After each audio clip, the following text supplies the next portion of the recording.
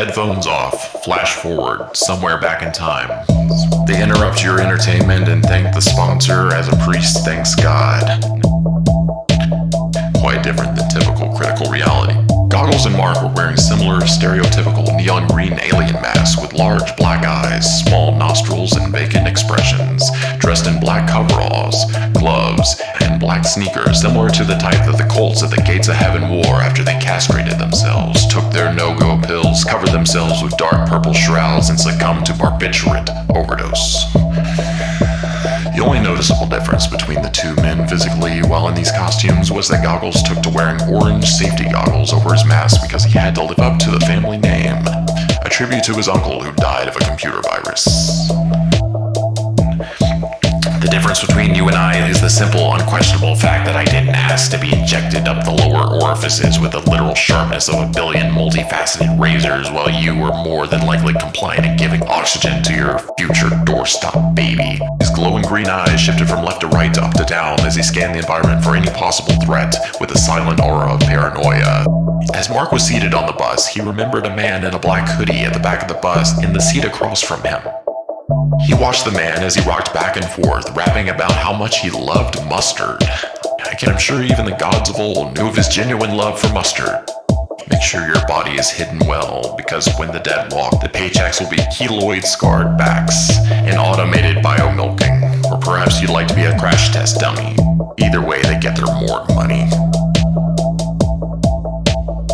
Those days are now long gone, you dig? We're strolling back to a primitive aesthetic. In due time, people my age, younger and even older, willingly gave up their rights as citizens for safety from not the bombs of far-off lands or the promise of comfortable living, but because they were afraid of words. I pulled out my knife and took off 3 of his fingers. He screamed and ran away, trailing diseased blood as a hungry pine marten leapt from some nearby shrubbery, devoured the man's fingers merrily. Ravens flew overhead and let out welcoming screams of avian profanity as an orca feasts on a diver to the cheers of delighted first graders. Buildings are torn down after being constructed a year prior. No time for preservation here. I cleaned the blood from my blade and boarded the bus. The driver drank a can of malt liquor and talked of the heroin dance. After paying for the service that no one else seems to pay for, I left behind this realm without reason. Winlock swayed from side to side like a drunkard, unfazed by the weapons being pointed at him with dubious intent. Ever since that night, I returned to the 1960s for a brief moment upon ingesting a medicated pink lemonade I purchased the last time I saw the pencil shop pimp who was straight gangsta with gigabytes, and stayed on the grind with print shop Isaac, who smoked spliffs with crayon wrappers while riding pimped out skateboards as he hacked the NSA back in 2004. The acid-tested waters of eternity seemed to spring out from the golden and violet fluid that was suspended in the lava lamp which sat upon the table, which the empty bottle of lemonade sat like so many sleeping sailors boiled alive in their lead coffins. Earl Grey. It was my absolute favorite when I did dextromethorphan every day for several months in Ballard and asked the plant that grew outside on my patio about the nature of death through a telepathic communication that seemed to arise when I touched the plant's leaves. Stella, she said her name was.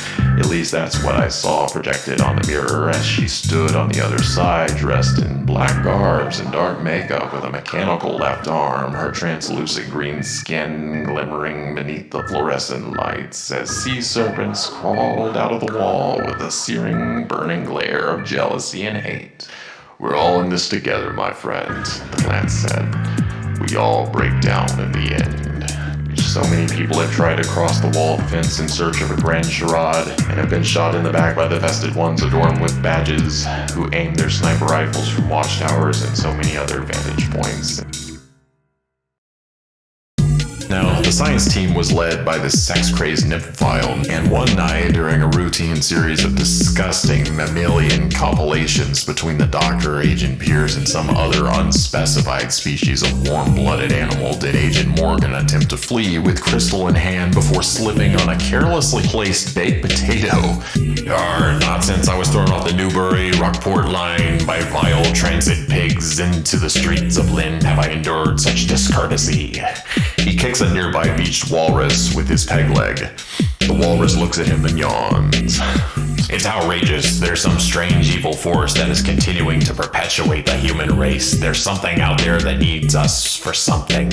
It's too evil to just let us all die and rest easy. No, it says more babies for the grinder, more meat for in the nursery, a cycle of endless suffering, never to be broken because you want the next generation to suffer just like you did. A lifetime of people raping and robbing and taking everything you hold dear. So what do? How a little homunculus crawl from your slimy diseased nether regions just to grow up and destroy all we hold dear?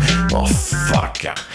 I could get a gun at a supermarket and a bottle of tramadol in 2001, and now what do I get? Artificial rum and all-natural, non-GMO syphilis. And my old friend Samuel O'Flaherty was sucked dry of every fucking dollar he had. One night in a fit of justifiable rage, he crept up the steps and decapitated the whore and her little parasite and blew out the brains of every pig that interrupted the joyous sounds of blood spraying and splattering from torn jugulars and deep arterial wounds. Eventually, Samuel dropped to the ground dead, looking like Swiss cheese with a smirk of satisfaction engraved on what remained of his face.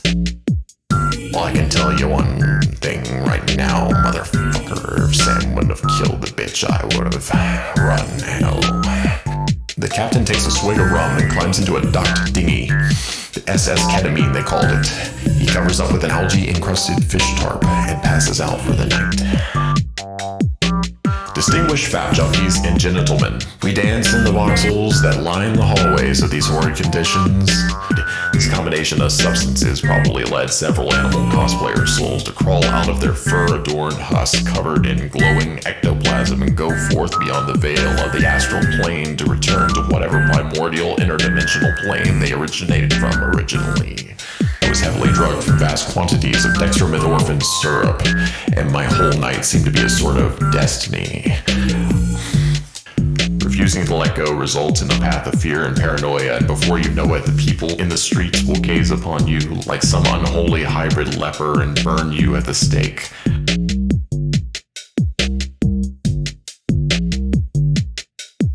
I think Che may have been high before lighting that joint. He was a member of a medieval-themed boy band called the Lads from Leicester. Their music was like something straight out of the year 1999, and their live performances seemed to always go awry because of some technical issue. We have nothing left to gain from creation, as creation has produced negative results. The time for destruction is now. Reluctantly, I began to swing the sledgehammer. Time seemed to completely stop as that moose bastard looked me dead in the eye with those stupid-looking antlers and dumbass eyes of syrupy discord, and proceeded to flip me off with his dirty weapon-thieving fingers and reply, "Not a chance, you fucking hoser." Commercial perverts that stalk artistic expression in the seedy back alleys of the darkest side of financial desperation, which the chronically dependent and commercially inclined often frequent. Money can only keep you out of the grave so long, so many decide to use it on a luxury casket that encases and ensnares the mind's eye and blows the whistle to sick the hounds of materialism and monoperceptionalism upon the poor injured animal that we once called the soul and we now call an influencer. How she and her friend Ashley McCall would drink ayahuasca and dance under moonlight starry skies. And she'll never forget the time she spent in the open air of the new millennium as mankind acknowledged its progress and embraced its newfound technologies with a sort of futuristic aesthetic that seemed to be all-encompassing and moving at light speed. A brief point in time when all potential was out in front of us without the prying eyes of evil authorities, and glaring at you with the fibrous detriment of a million subatomic capitalist particles in the hands of a careless jackass on a drunken elephant's back. I can't tell you if there's an afterlife, Miss Merlot, but I can tell you one thing's for certain. They may tolerate us for now, but give them a few years and they'll rip us to shreds. It's getting less and less popular to be alive, so the hip thing to do is die and die well.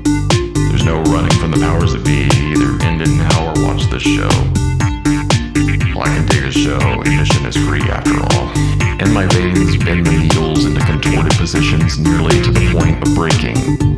For the veins have become weathered from the years of plasma donations that will be hoarded by the fortunate high on the hills of Medina as an anemic shot full of holes by police passes away and becomes some forsaken and unloved debris caught in the gutters. Someone screams screams their last scream as a scalpel slips and out goes the eye and comes the blade, cutting through the psyche like a Geisen cut through the books of yesteryears. To misquote Diogenes the dog, I can't tell the bones of your ancestors from the bones of your slaves.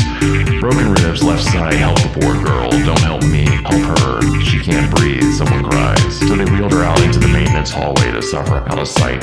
How dare you drip your peasant blood onto our polished hardwood floors we bought with more money, barked the receptionist. I saw this as I danced with the bones of a dead woman. I broke off her arm and I used it as a whip. I was a dominatrix for a weekend, you see, but we're not talking about me or some dead woman. You must retreat through the shades of hell.